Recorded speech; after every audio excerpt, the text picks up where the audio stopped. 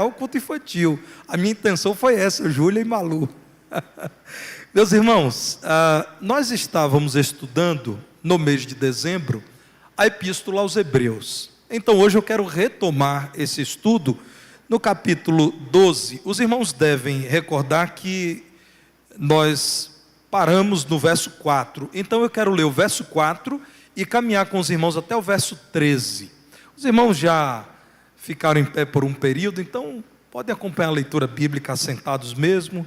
E depois mantenham a palavra de Deus aberta nesse texto, porque será exposto. Nosso tema dessa série de exposições em Hebreus tem sido Jesus é tudo. Hoje desejo falar-lhes acerca do tema a maior prova de que somos filhos de Deus. Segundo o autor inspirado, existe uma demonstração muito clara, uma prova infalível de que alguém é filho do Pai Celestial. Nós veremos isso pela palavra de Deus e você certamente poderá se perguntar se você tem essa convicção. Como nós temos pessoas aqui e muita gente na transmissão, dezenas de aparelhos ligados a nós, fica essa pergunta: se você, seja quem for, tem convicção de que é filho de Deus, de que Deus é seu Pai verdadeiramente. Diz-nos assim a palavra do Senhor: ora, na vossa luta contra o pecado, ainda não tendes resistido até ao sangue, e estáis esquecidos da exortação que, como a filhos, discorre convosco. Filho meu, não menosprezes a correção que vem do Senhor, nem desmaies quando por ele és reprovado. Porque o Senhor corrige a quem ama e açoita a todo filho a quem recebe. É para a disciplina que perseverais. Deus vos trata como filhos. Pois que filho há que o pai não corrige? Mas se estáis sem correção, de que todos se têm tornado participantes, logo sois bastardos e não filhos. Além disso, tínhamos os nossos pais, segundo a carne, que nos corrigiam e os respeitávamos. Não havemos de estar em muito maior submissão ao Pai espiritual e então viveremos? Pois eles nos corrigiam por pouco tempo, segundo melhor lhes parecia. Deus, porém, nos disciplina para aproveitamento, a fim de sermos participantes da sua santidade. Toda disciplina com efeito, no momento não parece ser motivo de alegria, mas de tristeza. Ao depois, entretanto, produz fruto pacífico aos que têm sido por ela exercitados, fruto de justiça. Por isso, restabelecei as mãos descaídas e os joelhos trôpegos, e fazei caminhos retos para os pés, para que não se extravie o que é manco, antes seja curado.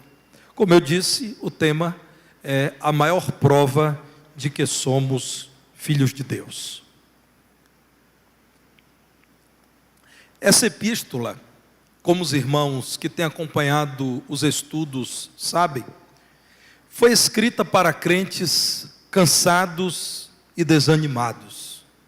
Dias difíceis, dias em que uma parte da igreja de Cristo do primeiro século demonstrava grande desânimo. Segundo o autor, apesar de tudo que estava enfrentando, por exemplo, perseguição, prisão, perda de bens, aqueles crentes não podiam dizer que haviam chegado ao nível máximo de provação que outros servos de Deus experimentaram na história de Israel, por exemplo, conforme os relatos do Antigo Testamento. No verso 4, a palavra do Senhor diz: vocês de fato têm lutado muito, mas vocês honestamente precisam reconhecer que na luta contra o pecado ainda não tendes resistido até ao sangue. O Império Romano ainda não havia ceifado vidas. Aquela ordem pecaminosa, simbolizada pelo Estado, tão oposto à fé cristã, ainda não estava martirizando pessoas. A palavra do Senhor então diz: vocês têm tempo para entender o que Deus está fazendo com vocês. Ao invés de murmurarem, esses momentos de disciplina por meio da perseguição podem tornar vocês uma igreja melhor, porque muito possivelmente é o que Deus quer fazer com vocês, visto que dias mais difíceis ainda estão por vir. A ênfase da perícope, esse texto bíblico que nós lemos, está na correção divina. Irmãos, um estudo do que vem a ser a palavra disciplina, aqui nesse texto, citada essa palavra algumas vezes, nos leva à compreensão de que tem relação com a instrução da criança, com a disciplina infantil, com a educação de pessoas que estão em formação. Não está se falando em disciplina de adultos. Então a palavra do Senhor, de algum modo, diz aos crentes a quem essa epístola se dirigiu inicialmente, que eles ainda eram imaturos na fé. A tradução de disciplina aqui nos lembra disciplina física e moral. No texto original cabe essa tradução. O que a palavra do Senhor nos diz acerca da disciplina do Senhor é que a disciplina do Senhor nos leva à maturidade, como uma espécie de disciplina espiritual. Então as lutas da vida cristã não são perda de tempo, não são qualquer evidência de que Deus tenha se esquecido do seu povo, mas são oportunidades que Deus nos dá para que sejamos instruídos. Com essa certeza, irmãos, de que a disciplina de Deus não é aleatória, não é casual, é intencional, devemos reconhecer que as lutas, por mais incômodas que nos pareçam, devem ser encaradas. Não devemos fugir das lutas, encará-las como oportunidades de crescimento, como fez o Senhor Jesus Cristo. Vejam a orientação do nosso Mestre Jesus em Marcos capítulo 8, nos versos 34 a 36. Então, convocando a multidão e juntamente os seus discípulos, disse-lhes: se alguém quer vir após mim, a si mesmo se negue, tome a sua cruz e siga-me. Quem quiser, pois, salvar a sua vida, perdê-la-á. E quem perder a vida por causa de mim e do Evangelho, salvá-la-á. Que aproveita o homem ganhar o mundo inteiro e perder a sua alma? Jesus diz: querem me seguir? Aceitem a disciplina que vem do Senhor. Em alguns momentos, vocês perderão tudo para ganharem muito mais do que tudo, a vida eterna.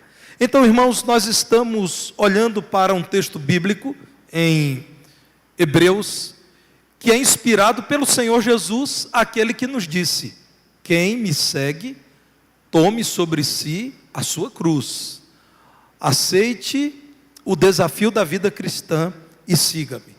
É interessante que o apóstolo Paulo, irmãos, ao falar dos seus sofrimentos, em Filipenses 3,10, ele diz que é a comunhão dos sofrimentos. É o mesmo homem que disse que recebeu do Senhor Jesus Cristo o privilégio não apenas de crer, mas também de padecer pelo nome dele. Então Paulo fala de uma comunhão dos seus sofrimentos, do desejo de conhecer a Cristo, o poder da sua ressurreição e também a comunhão dos seus sofrimentos, conformando-se com ele na sua morte.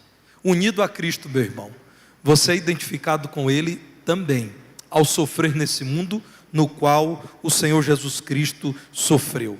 Vejam, meus irmãos, o que a palavra de Deus nos diz nos versos 5 e 6 desse capítulo 12 de Hebreus. Aqui a palavra do Senhor está dizendo: vocês estão lamentando porque vocês, na verdade, não estão olhando para a palavra.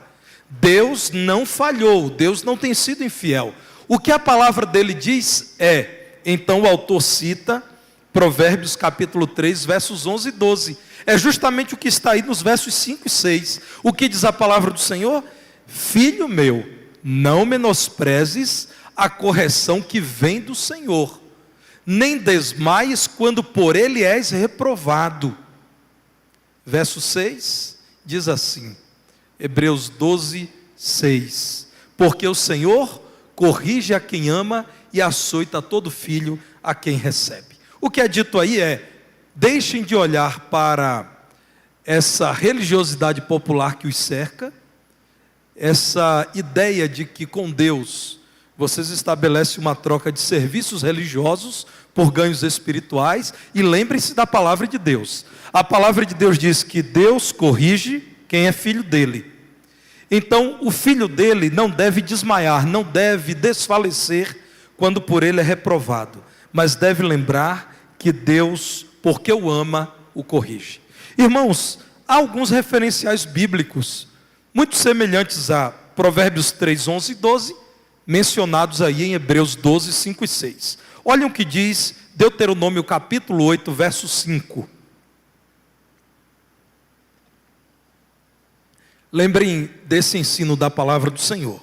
Deuteronômio capítulo 8, verso 5. Sabe, pois, no teu coração, que como um homem disciplina seu filho, assim te disciplina o Senhor teu Deus. Assim como um homem responsável por uma criança instrui, corrige, educa, disciplina o seu filho, Deus faz assim também contigo. Saiba disso, tenha essa certeza. Eu quero citar ainda Salmos 94, verso 12, para que os irmãos percebam que o que é dito em Hebreus não é uma novidade, é uma recordação daquilo que os crentes, sob a dureza da provação, estavam esquecendo.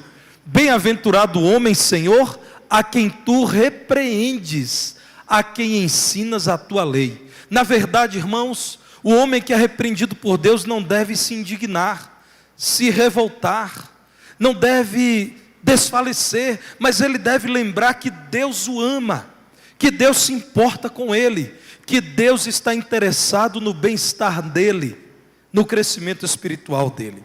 Ao sermos disciplinados por Deus, fica a grande prova de que nós somos filhos legítimos de Deus. E quando nós sofremos aqui, na verdade esse sofrimento antecede a participação na glória de Cristo, e Ele está visando a eternidade, Ele está nos preparando para a eternidade.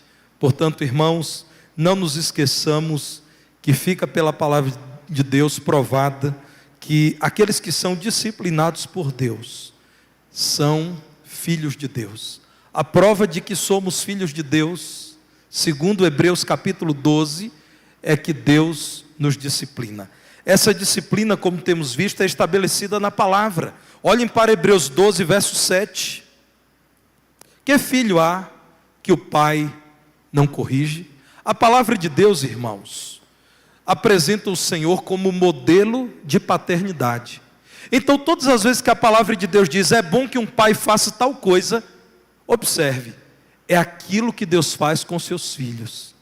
Quando nós olhamos para os nossos filhos e dizemos assim, como diz Efésios capítulo 6, versículo 4, meu filho, seja obediente ao seu pai. Na verdade, Efésios capítulo 6, verso 1, seja obediente ao seu pai no Senhor, porque isto é justo.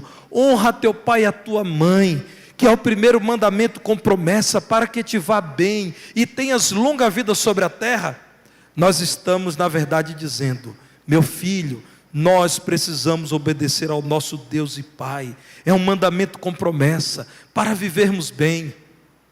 Meus irmãos, e quando no capítulo 6, verso 4, está escrito que os pais não devem provocar os filhos à ira, mas criá-los na disciplina, é isso que Deus faz conosco. Deus nunca nos corrige para nos pirraçar, para nos enraivecer, para nos deixar irados. Ele sempre nos disciplina para nos tornar filhos melhores. Todas as vezes que encontramos na palavra de Deus uma instrução acerca daquilo que um pai ou uma mãe devem fazer com um filho, isso está inspirado no comportamento perfeito de Deus com os seus filhos. A disciplina de Deus é estabelecida na palavra, irmãos. O pai verdadeiro é responsável por disciplinar seu filho. Talvez você que é pai, você que é mãe, entenda bem o que eu vou dizer agora.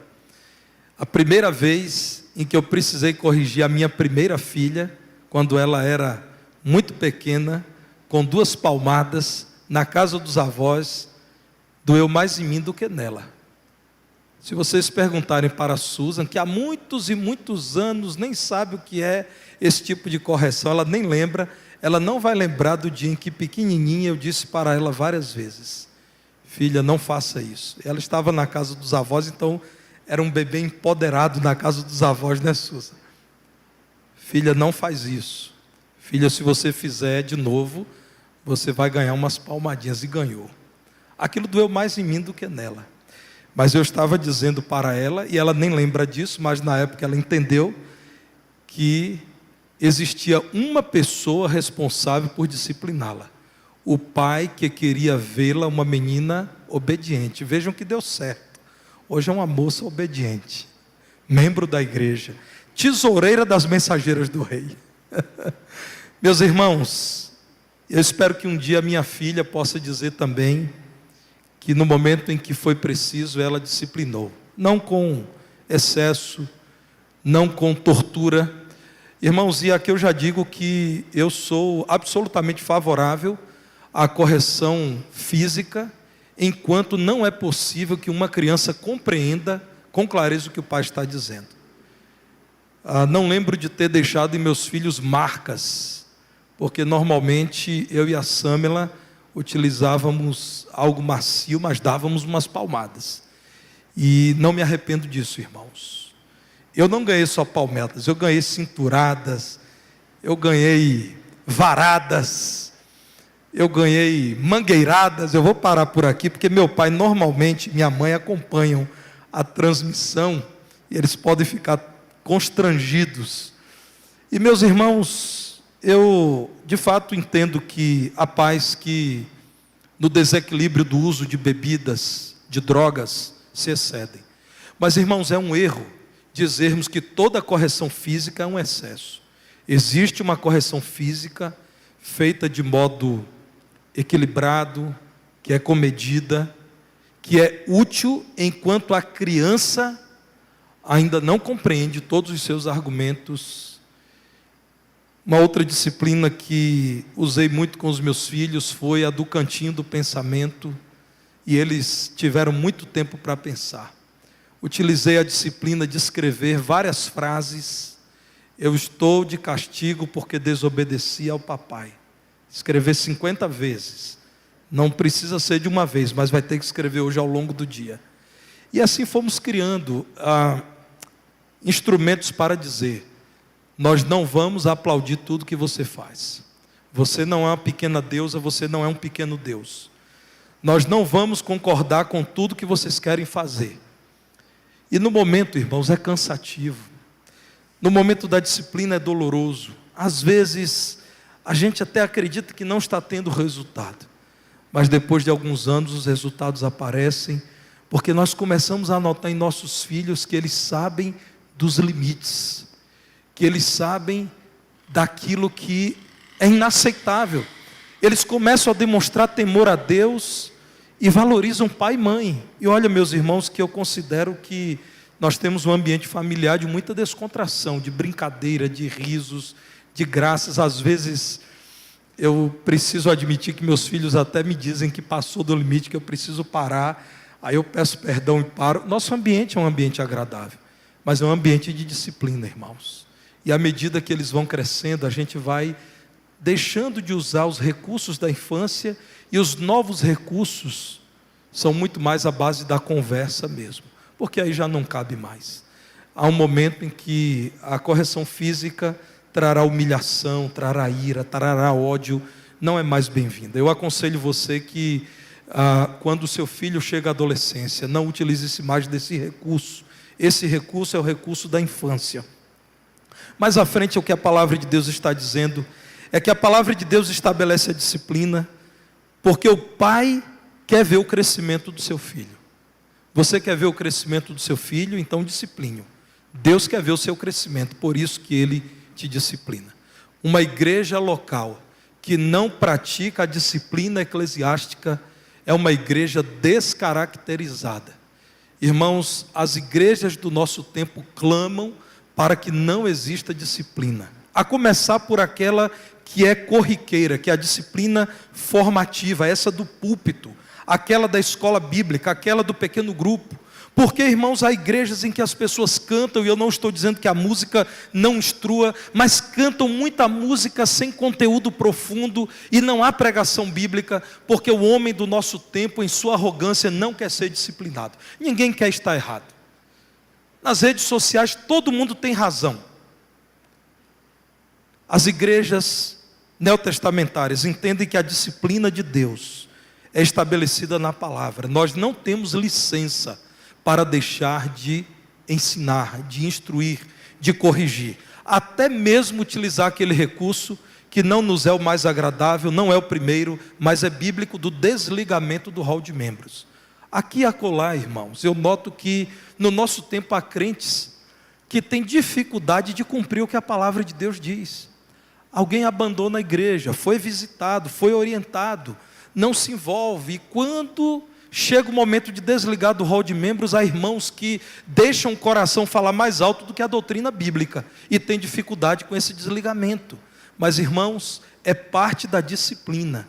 Quando alguém não se submete à igreja e abandona a congregação, como é costume de alguns, precisa ser desligado, inclusive para que isso sirva de disciplina para aqueles crentes fiéis. Às vezes eu me pergunto, irmãos, o irmão que está aqui todos os dias sob os olhares da igreja, ele é muito mais cobrado do que aquele que está por aí, ninguém sabe o que está acontecendo, e já foi chamado, já foi alertado, já foi visitado, não aparece, e nós nem sabemos o que está fazendo.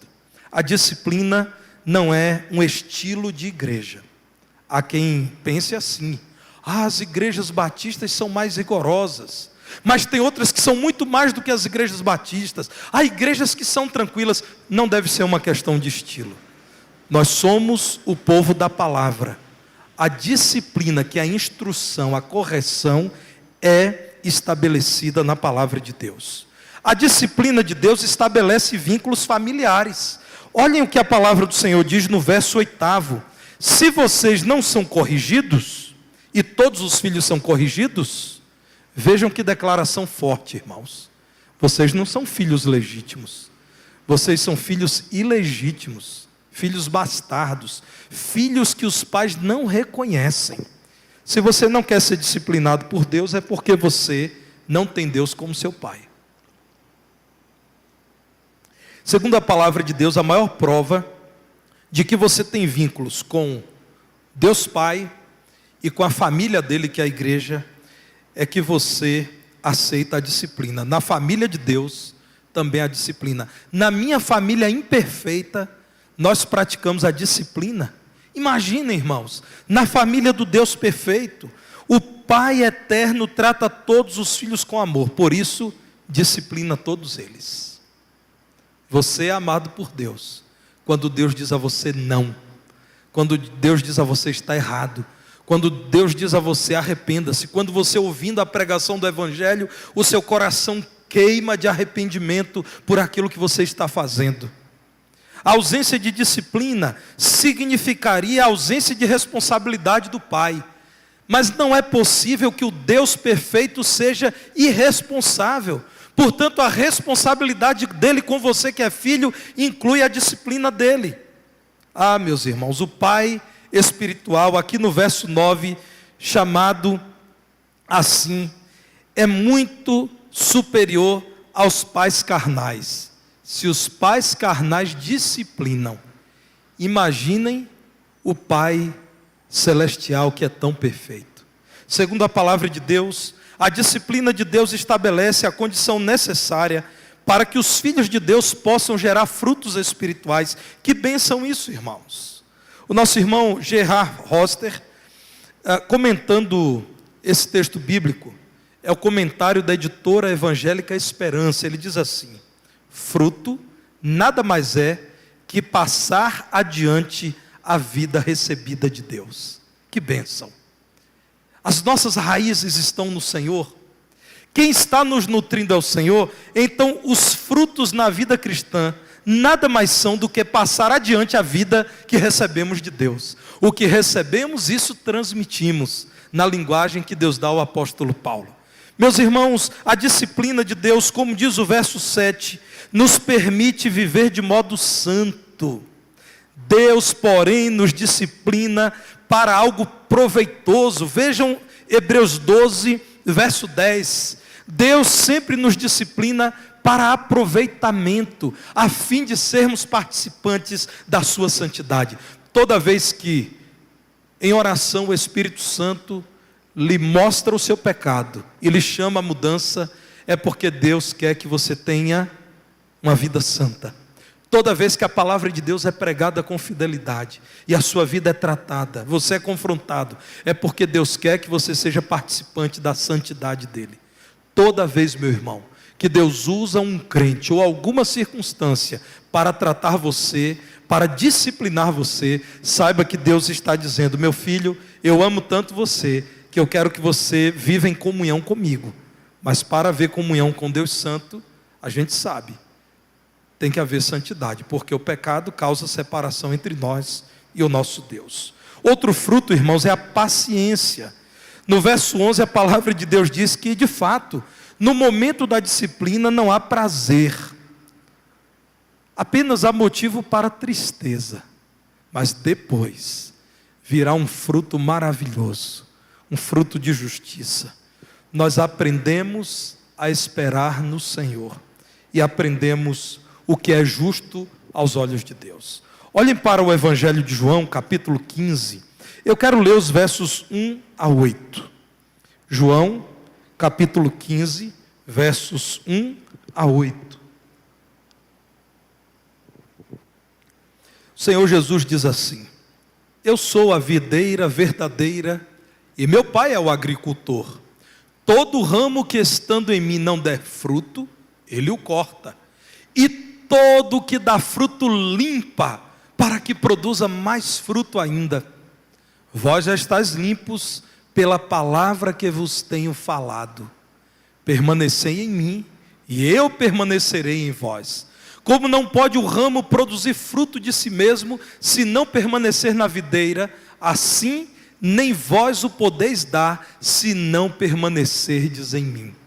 Eu sou a videira, vós os ramos. Quem permanece em mim e eu nele, esse dá muito fruto, porque sem mim nada podeis fazer. Se alguém não permanecer em mim, será lançado fora à semelhança do ramo e secará. E o apanham, lançam no fogo e o queimam. Se permanecerdes em mim e as minhas palavras permanecerem em vós, pedireis o que quiserdes e vos será feito. Nisto é glorificado meu Pai, em que deis muito fruto, e assim vos torneis meus discípulos. Quais são os frutos que os pais esperam ver em seus filhos? Nós queremos ver homens e mulheres formados com temor a Deus, com integridade, com justiça, pessoas de reto caráter, leais ao esposo, à esposa, sérios em seus compromissos, honestos no cumprimento dos seus deveres. O que Deus então, irmãos, nos diz em sua palavra, que toda a disciplina dele é para podermos gerar frutos espirituais que glorificam o nome dele. Recebemos do Senhor e frutificamos para que outros possam provar daquilo que vem do Senhor. A disciplina divina, meus irmãos, não tem como alvo a destruição do cristão imaturo, mas a edificação de um crente maduro. Acontece que a geração de cristãos atual, em boa parte, é imatura e mundanizada. E normalmente reclama dos sofrimentos dessa vida, porque se esquece do céu, porque se esquece do ensino da palavra, porque se esquecem do que nos dizem os versos 12 e 13 de Hebreus 12. A palavra do Senhor diz o seguinte: se vocês sabem que Deus que os ama, disciplina vocês até por meio da perseguição, da dor e do sofrimento para o bem, Verso 12: então, levantem-se. Então, comecem a andar por caminhos retos. E aquele que já caiu, que seja ele curado. Diz o verso 13: e levante-se também e ande. Então, irmãos, a palavra do Senhor diz que quando muitos duvidam do amor e da justiça de Deus porque estão sofrendo, na verdade esses crentes estão demonstrando imaturidade. Os versos 12 e 13 de Hebreus 12, na verdade, são uma repetição de Isaías, capítulo 35, verso 3. Veja o que nos diz Isaías 35, verso 3. É a Bíblia explicando a própria Bíblia. Fortalecei as mãos frouxas e firmai os joelhos vacilantes. É o Senhor dizendo ao seu povo: o tempo da ira de Deus foi aplicado, mas virá salvação para Israel.